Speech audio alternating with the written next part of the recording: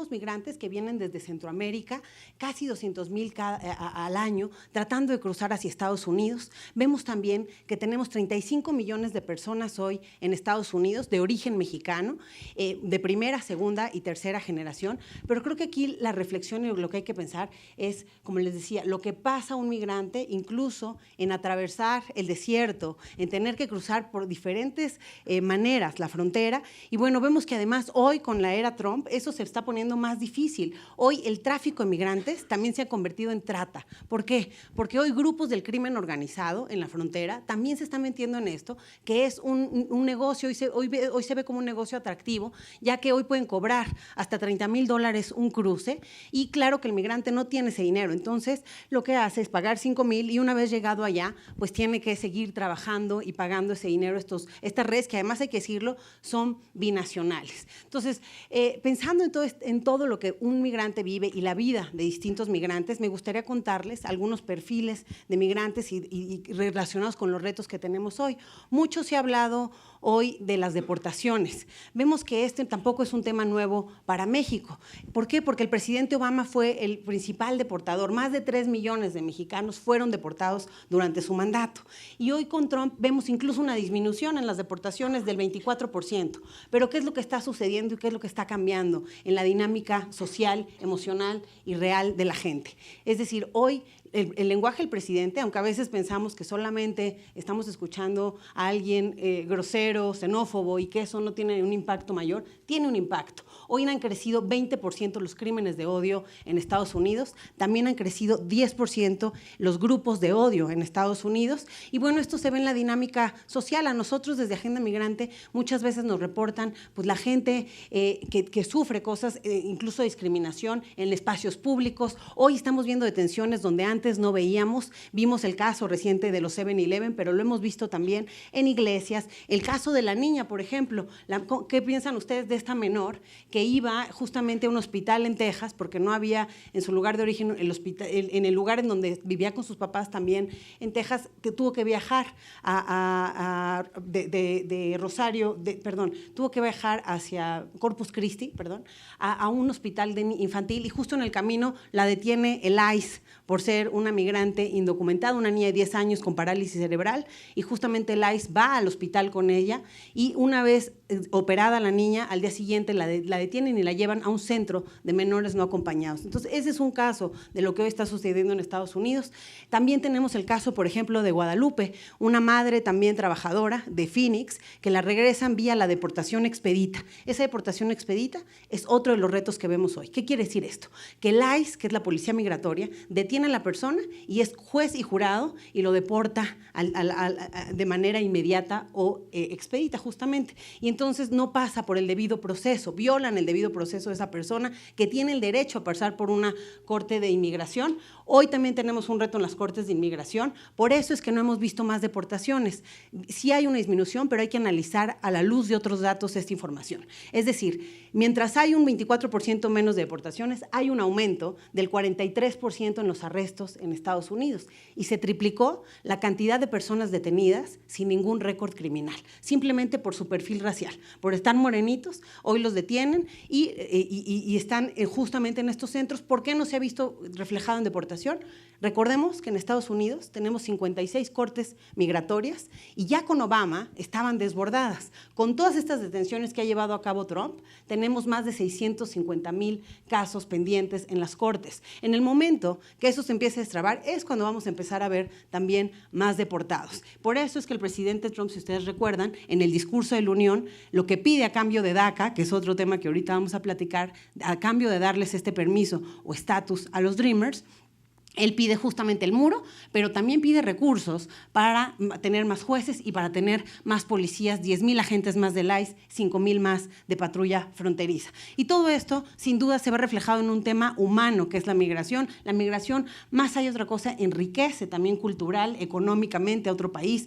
Además, esto que se está sufriendo hoy en Estados Unidos, visto desde esta perspectiva humana, no solamente pega a mexicanos o a extranjeros o a centroamericanos, pega también muchísimo a americanos, porque porque hoy lo que hay son familias binacionales. Hoy tenemos, por ejemplo, tan solo los Dreamers, que se los llevaron desde muy chiquitos sus papás a Estados Unidos, vemos que el 70% de ellos, que además son la cara de la migración más deseable, ¿no?, tienen ya una educación superior, el 90% cuenta con un empleo formal, el 95% son bilingües y ya también el 72% tiene un familiar que es completamente americano. Entonces, todo esto pone sobre la mesa retos hasta en temas de salud mental. Yo, que me toca mucho trabajar con migrantes, pues a veces tienen miedo hasta de salir, de manejar, de que los vean, porque sí ha habido y sobre todo en algunos lugares. Es decir, y aquí también las políticas públicas importan. Siempre pensamos en migrantes y en lugares como California, pensamos en migrantes y en lugares como Texas, en fin, en Illinois. Entonces, sí hay estados que concentran un mayor número, pero hoy el reto está en esos estados en donde hay una mayor discriminación. Y no son necesariamente los lugares santuario, sino son, sobre todo, estados como Kentucky, Alabama, las Carolinas. Ahí es donde están deteniendo más a nuestros migrantes. Tenemos casos de personas que las han detenido, policías locales de esos lugares las refieren con el ICE y luego regresan. Tenemos el reto también de los Dreamers, las juventudes binacionales. Entonces, ¿qué pasa hoy con nuestros Dreamers en Estados Unidos? Están en la cuerda floja, es decir, Trump deshizo DACA, hoy la Suprema Corte también no acepta la apelación de Trump de uno de los jueces federales que está en contra de esta decisión a partir de las demandas que hubo. Vamos a ver qué pasa, tenemos hasta el 5 de marzo para definir qué va a pasar con estos 800,000 jóvenes, pero también con muchos más que todavía no cumplían la edad para tener DACA y que ahí están en Estados Unidos. Y también algo importante de entender, México tiene que ser coherente con lo que estamos pidiendo en Estados Unidos.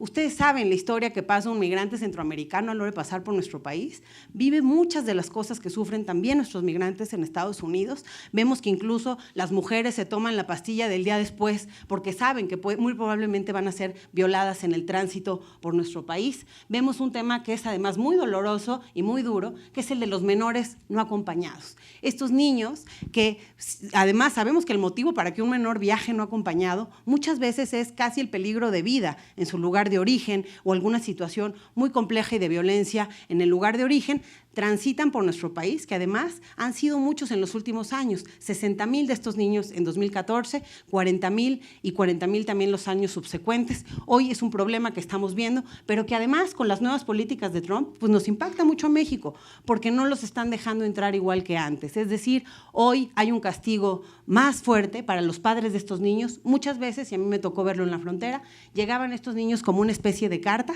con la dirección de donde tenían que ir en la mano y los llevaban la policía fronteriza a esos lugares. Hoy eso está doblemente castigado, los padres los criminalizan, entonces estamos viendo cómo también eso impacta en estos niños. México tampoco tiene hoy albergues adecuados para estos niños, ni suficientes, entonces realmente eso afecta incluso en temas de seguridad, porque ¿quiénes son los que están ahí intentando cooptar a estos niños? También muchas veces el crimen organizado que se está aprovechando de sus vulnerabilidades. Entonces me parece que la migración nos pone hoy en un reto mundial. El hecho que Trump haya decidido salir del acuerdo de las migraciones y del refugio, pues realmente es ridículo porque es el país que más migrantes recibe y además, siendo realistas, los migrantes, tan solo los mexicanos, aportan en el 8% del PIB en Estados Unidos en términos económicos, pero sin dejar de lado lo que decíamos, las familias binacionales. Hoy que vemos a muchos regresar en esta deportación, que no fue menor tampoco, hubo una disminución, pero son casi 200,000 los que regresaron este año con Trump.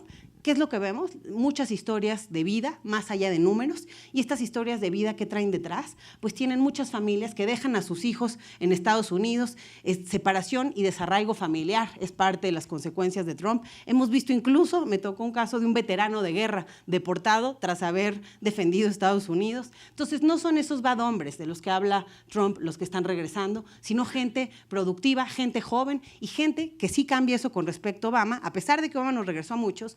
El 80% de las personas que regresaban con Obama eran aquellos que en el intento de entrar a Estados Unidos los deportaban. Hoy que vemos que tenemos un perfil, en vez de fronterizo, un perfil tierra adentro. Gente con más arraigo, con más patrimonio y con más familia en Estados Unidos, que es lo que hoy está retornando Trump. Solamente el 6% de los migrantes deportados cuenta con un delito grave. El resto son faltas administrativas, es decir, es gente que no traía una licencia de conducir, es gente que se pasó un alto probablemente. Muchas veces nuestros migrantes también cometen el delito de falsificar el número de seguridad social, por ejemplo, para trabajar. Hoy, además, desgraciadamente, otro problema que está siendo causa de deportación es la violencia familiar. Entonces, vemos que la comunidad latina pues tiene mucho este problema y bueno, también eso implica otros problemas. Por ejemplo, ya no quieren denunciar esa violencia ni algunos delitos cometidos en contra de los migrantes por el miedo de acercarse a la autoridad. También hay un abuso de abogados que se aprovechan de la incertidumbre y cobran y no resuelven ningún problema, o que no son realmente abogados, y notarios que también hacen este tipo de conductas. Entonces, realmente es un reto mayor el tema migratorio. De este lado de la frontera, ¿cómo lo estamos viendo? Pues creo que también a veces somos racistas de este lado. Muchas veces cuando a mí me toca ir a hablar a lugares y me ponen en el Twitter y me lo ponen por la tele, en fin, es que ¿por qué queremos ayudar a migrantes que ya se fueron si ellos son unos traidores? Que más bien, ¿por qué no ayudamos a los que nunca se han ido, que tampoco han tenido oportunidades? Creo que ahí hay una reflexión que hacer, pero lo que no podemos hacer es portarnos como Trump y ponernos igual a estigmatizar a la gente, que además, si ustedes les preguntan a los migrantes que se fueron, realmente no se hubieran querido ir de México. Hoy tenemos además el tema de estos jóvenes que son hijos de estos migrantes y que finalmente no es que no quieran México, ellos quieren México, pero no conocen tampoco México, han vivido allá. Cuando tú le preguntas a un dreamer, oye, ¿qué conoces de México? Pues conozco los mariachis, la comida, pero muchas veces no saben tampoco todo lo que significa este país. ¿Y qué es lo que leo en el periódico de México? Pues que es un país muy violento y sí me da miedo irme para allá. Entonces creo que sí hay un reto mayor también en la recepción, que es lo que estamos haciendo, no solo como gobiernos, sino como mexicanos, como sociedad, como sector privado, para recibir a todos esos migrantes que regresan. ¿Cómo vamos a aprovechar mejor lo que han adquirido, las habilidades en Estados Unidos? ¿Cómo vamos a hacer que también no resulten poblaciones con algunas problemáticas, no solo de migrantes retornados? Hoy vemos, por ejemplo, el caso de los haitianos en Tijuana, vemos también a cubanos varados en Tamaulipas. Todas estas poblaciones sin duda también tienen una repercusión en temas de dinámica social y de seguridad, y es importante tener un modelo que sea empático. Y creo que esa es la palabra mágica en el tema migratorio. Cómo tenemos cada vez un modelo y que sea internacional y mundial, y sobre todo en México también con estos que retornan, que sea un modelo empático, ponerse en el lugar del otro, entender que lo primero que requieren cuando llegan es una atención emocional. Vienen muchas veces encadenados en el avión y regresan y entonces el INAMI lo que quiere es darle un chorro de trípticos y dicen que no les gusta leer, pero finalmente no es eso, es que la persona no viene emocionalmente preparada todavía para eso. Hay etapas y creo que se tiene que hacer una reintegración social, económica y educativa, transitar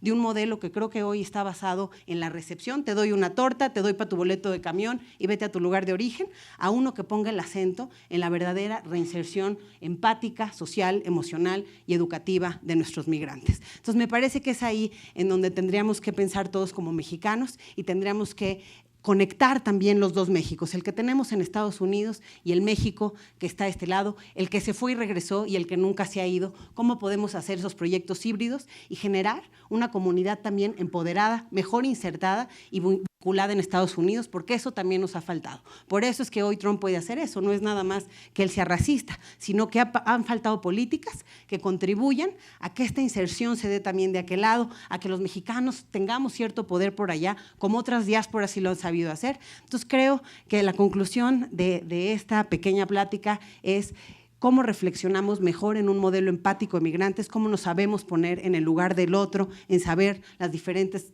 cuestiones que han sufrido y cómo se sienten hoy. Muchas gracias.